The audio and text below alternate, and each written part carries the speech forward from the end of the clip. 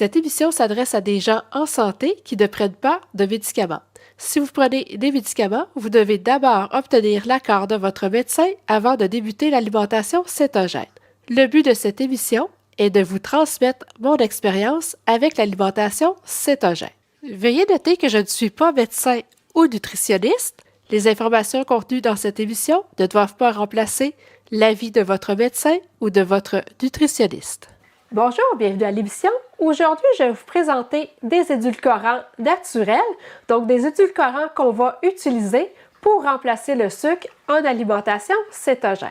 Ensuite, en deuxième partie d'émission, je vais cuisiner un sirop à saveur d'érable et puis je vais aussi cuisiner des gaufres. Donc, le premier édulcorant que je veux vous présenter, c'est la stevia. Moi, je cuisine jamais avec la stevia parce que je trouve qu'elle a un arrière-goût beaucoup trop prononcé. Par contre, je vais utiliser la stevia liquide pour sucrer des liquides, justement. Donc, pour sucrer des breuvages, je vais utiliser la stevia liquide, mais c'est le seul moment que je vais utiliser la stevia. Et puis, si vous achetez de la stevia à l'épicerie, faites attention. Prenez le temps de bien regarder les ingrédients. Même si c'est marqué que c'est de la stevia pure, de la stevia nature, lisez toujours les ingrédients parce que souvent, elle va être combinée à de la maltodextrine. Et puis, la maltodextrine, ça fait sécréter plus d'insuline que le sucre. Donc, faites très attention aux ingrédients de la stevia que vous allez acheter. Donc, en alimentation cétogène, on va vraiment éviter les édulcorants chimiques comme l'aspartame. Donc, on ne prendra pas de liqueurs diète qui sont sucrées à l'aspartame. On va plutôt acheter des liqueurs de la marque Zevia. Donc, la marque Zevia, c'est ça ici. Donc, vous allez avoir, comme celui-là, ça remplace le 7-Up. Vous allez en avoir au cola, au raisin. Vous avez plein de saveurs, à la root beer, au gingembre. Donc, toutes les saveurs se retrouvent dans la marque Zevia. Et puis ça, c'est sucré à la stevia. Donc, c'est un très bon choix. Mais ces canettes-là, c'est environ 1$ et plus la canette. Donc, c'est quand même dispendieux. Donc, ce que j'aime faire, c'est prendre ceux-là ici qui sont des eaux pétillantes, choix du président. Comme celle-là, c'est à saveur soda mousse. Donc là, à ce moment-là, je peux la boire comme ça. C'est super bon, juste comme ça. Ça contient aucun édulcorant, aucun sucre. C'est juste de l'eau pétillante avec de la saveur. Mais si une journée, j'ai le goût de l'avoir avec un petit goût sucré, bien, j'ajoute tout simplement des gouttes de stevia liquide dedans.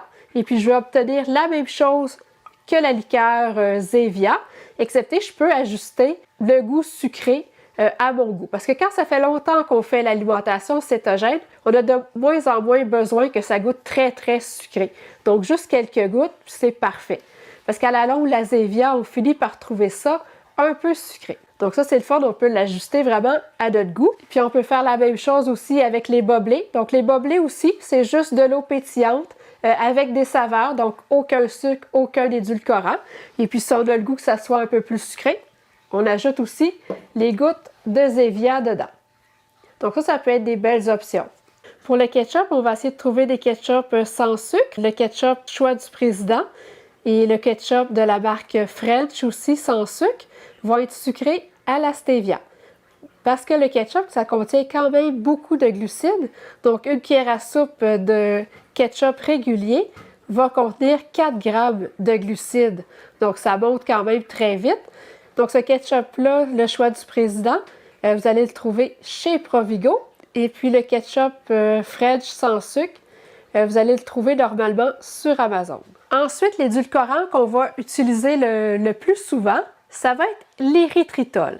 Donc, l'érythritol, il est très facile à trouver en épicerie dans la section des produits bio. Donc, ça va être sous la marque Swerve. Donc, la marque Swerve, vous allez la retrouver facilement à l'épicerie. Donc, c'est ça ici.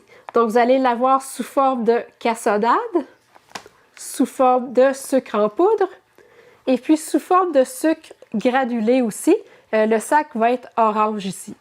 Donc, vous allez avoir les 3 sortes assez facilement à l'épicerie.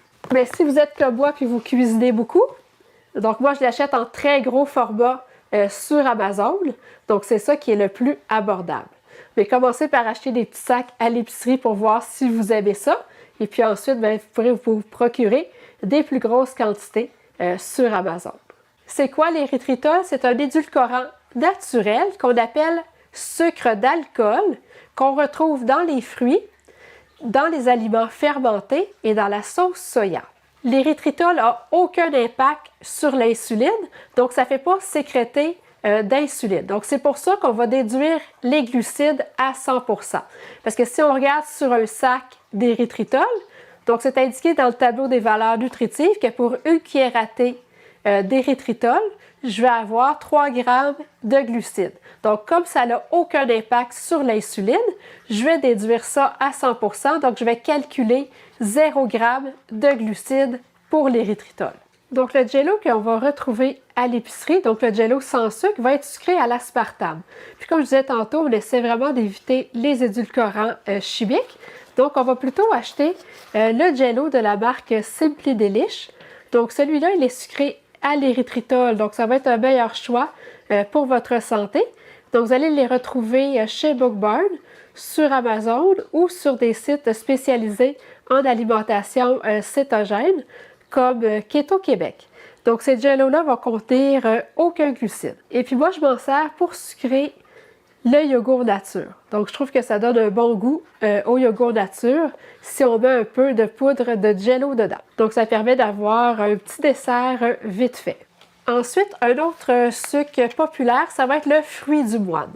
Donc, le fruit du moine, c'est un fruit qui pousse en Chine, donc qui était cultivé par les moines bouddhistes pour ses propriétés médicinales. Donc, on dit que c'était bon pour traiter le diabète, l'obésité, pour traiter les maladies inflammatoires et aussi pour traiter les mal de gorge. Donc, c'est pour ça qu'on appelle ça fruit du moine. Et puis, c'est un fruit qui est un mélange entre la pomme et le kiwi. Donc, c'est un autre édulcorant naturel qui ne contient pas de glucides. Donc, même si c'est indiqué que ça contient 4 grammes de glucides pour une cuillère à thé, on va calculer 0 g de glucides. Donc, le fruit du moine, vous allez le trouver souvent mélangé avec l'érythritol parce que le fruit du moine pur, ça coûte très cher. Donc, en ayant un mélange érythritol et fruit du moine, ça permet de diminuer le coût. Donc, vous allez le trouver facilement en vrac chez Bookbarn ou maintenant, vous allez le retrouver dans la plupart des Costco. Chez Costco, ça va être la marque Lakanto. Donc, la marque Lakanto sont spécialisés en fruits du moine mélangés avec l'érythritol. Donc, l'avantage du mélange fruits du moine et érythritol, c'est que le goût va être mieux. Parce que l'érythritol seul a souvent un arrière-goût qui va laisser une sensation de fraîcheur dans la bouche. Mais ça, on s'habitue très rapidement et puis on finit par ne plus le sentir.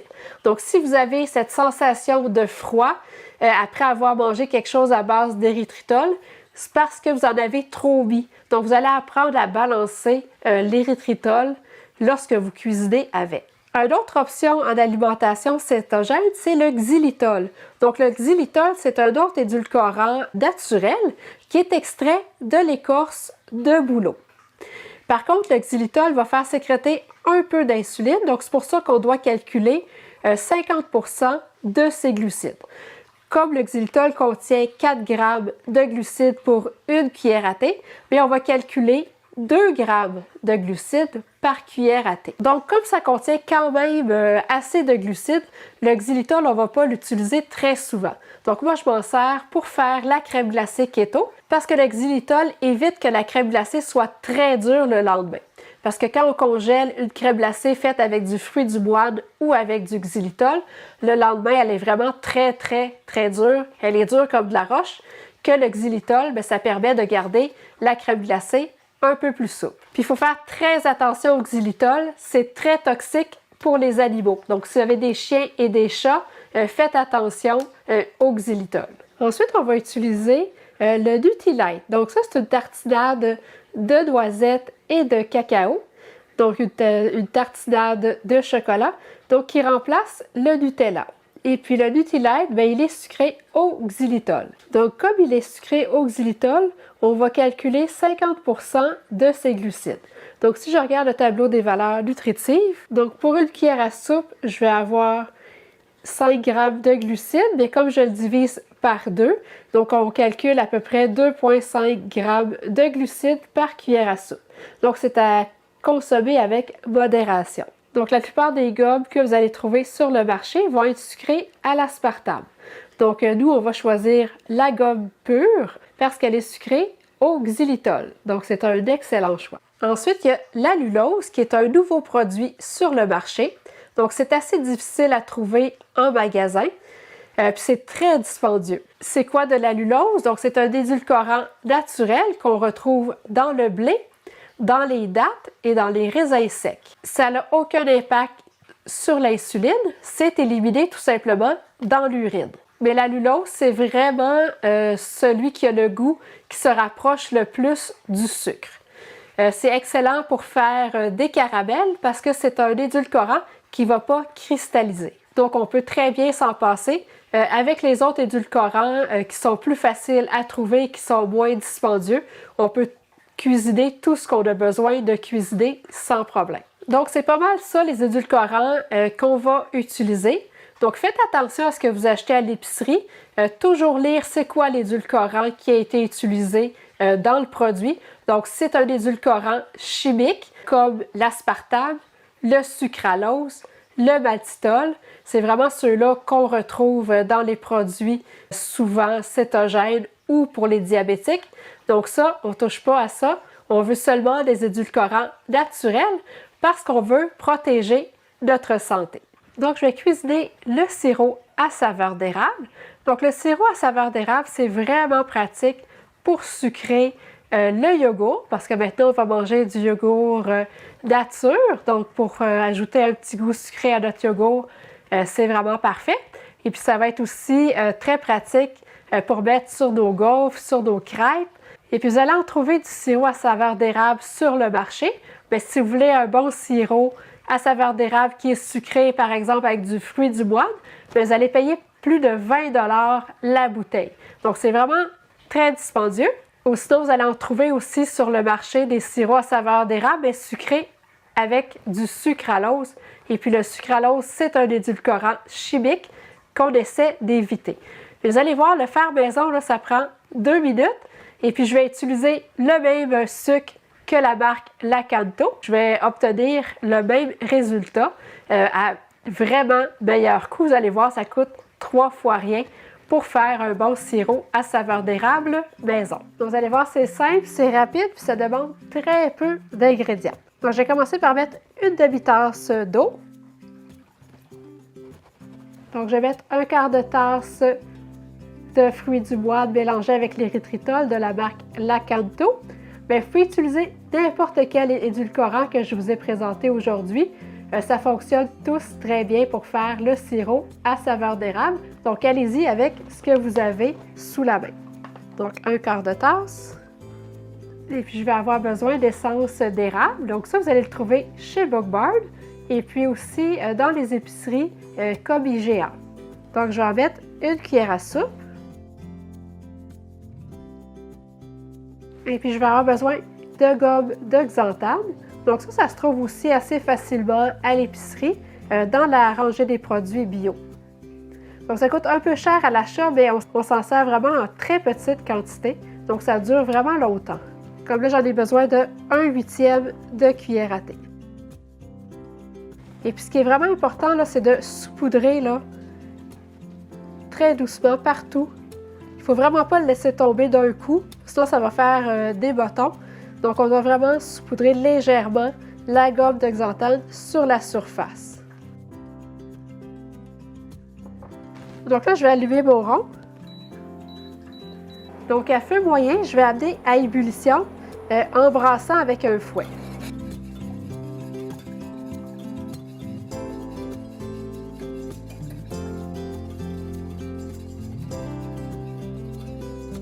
Donc, pourquoi on ne peut pas consommer de sirop d'érable en alimentation cétogène? C'est parce qu'une cuillère à soupe de sirop d'érable, ça va contenir 13,5 g de glucides. Donc, nous, on essaie de ne pas dépasser 20 g de glucides par jour. Donc, 13,5 g pour une cuillère à soupe, c'est énorme. Que celui qu'on est en train de faire, il va contenir 0 g de glucides. Donc, il va contenir aucun glucide. Donc, la gomme de xanthane, ça va permettre d'épaissir le sirop. Sinon, ça donnerait un sirop très, très liquide. Puis la gomme de xanthane, bien, c'est un épaississant. Donc, c'est pour ça qu'on l'utilise dans le sirop à saveur d'érable. Donc, quand ça commence à bouillir, on va laisser bouillir comme ça pendant 1 minute. Mais je vais baisser mon rond pour pas que ça boue trop.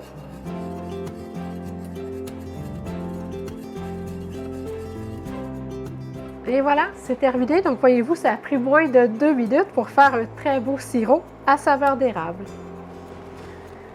Et puis, c'est une recette qui se double très facilement. Donc, n'hésitez pas, si vous en voulez plus, si vous êtes quelqu'un qui en consomme beaucoup, à doubler la recette. Donc, voici ce qu'on obtient. Donc, un beau sirop avec une belle couleur foncée. Je vous dirais que ça se conserve facilement 1 mois à température pièce. Donc, ça se conserve quand même assez longtemps. Il n'y a aucun ingrédient périssable. Je vais maintenant préparer des gaufres sans gluten et faibles en glucides. Puis vous allez voir, on obtient vraiment des gaufres savoureuses et bien moelleuses. Donc, pour faire les gaufres, je vais avoir besoin de farine d'amande. Donc, moi, j'utilise toujours la farine d'amande Kirkland qu'on retrouve au Costco parce que c'est là que c'est vraiment le plus abordable. Donc, je vais mettre 1 tasse de farine d'amande, 1 demi-cuillère à thé de poudre à pâte, 1 demi-cuillère à thé de sel, 1/4 de cuillère à thé de gomme de xanthane. Si vous n'en avez pas, vous pouvez quand même faire la recette, ça va quand même fonctionner. C'est juste que ça améliore un peu la texture parce que la gomme de xanthane va agir un peu comme le gluten. Donc, ça va permettre de bien lier les ingrédients ensemble. Ensuite, je vais mettre 1 demi-cuillère à thé de cannelle. Donc, 1 demi-cuillère à thé de cannelle. Donc, ça aussi, c'est optionnel. Si vous n'avez pas le goût de la cannelle, vous n'êtes pas obligé d'en mettre. Je vais mettre 1 demi-cuillère à thé de muscade. Donc, ça aussi, c'est optionnel. Dans le fond, vous pourriez remplacer la cannelle et la muscade par 1 cuillère à thé de vanille. Ensuite, je vais mettre 1 cuillère à soupe d'érythritol, mais vous pouvez utiliser l'édulcorant de votre choix. Donc là, je vais brasser.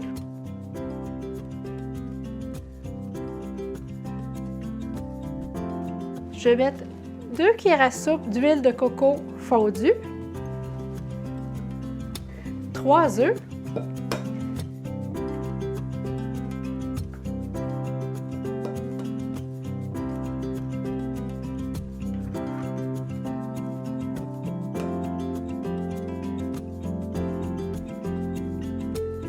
et puis 3/4 de tasse de crème 35%. Et puis, je vais brasser. Donc, avec une mixette ou avec une cuillère en bois, comme vous voulez.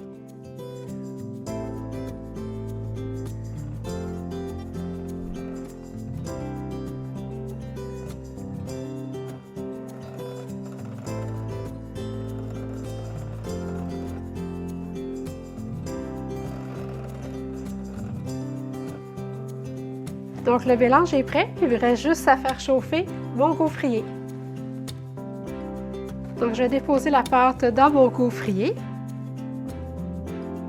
Ça devrait donner environ 4 gaufres, donc dépendant de la grosseur de votre gaufrier.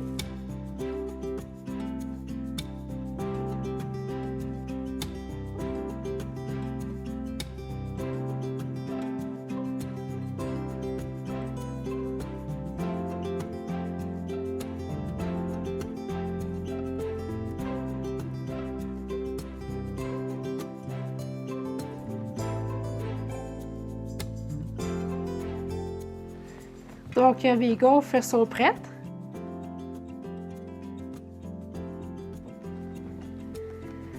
Donc, on obtient vraiment là, des très belles gaufres, très moelleuses. Puis, je vous dirais que on a vraiment l'impression de manger des gaufres à la farine de blé. Vraiment là, très appétissant. Je vais vous montrer l'intérieur.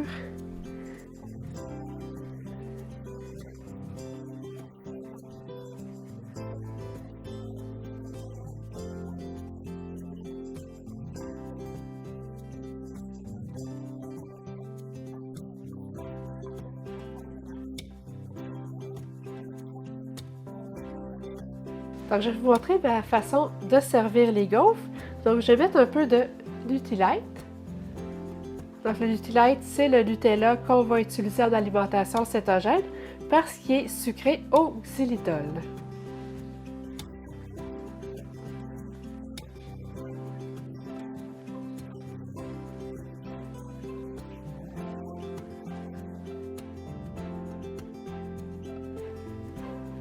Ensuite, je vais du yogourt Liberté méditerranéen à 10%, donc la version nature, donc sans sucre.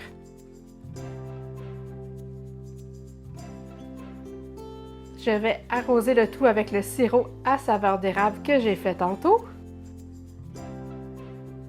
Et puis je vais mettre quelques framboises. Donc on obtient vraiment un très beau déjeuner, très appétissant. Donc vous allez voir, en alimentation cétogène, on se prive vraiment pas de nourriture, on mange vraiment super bien. J'espère que l'émission vous a permis d'en apprendre plus sur les édulcorants naturels. Comme vous avez pu voir, c'est vraiment très simple de se faire un bon sirop à saveur d'érable avec un édulcorant naturel pour éviter le sucralose qu'on retrouve sur le marché. Et puis, comme vous avez pu voir aussi, c'est très simple de se cuisiner de savoureuses gaufres. Donc, merci d'avoir été là et puis on se revoit bientôt.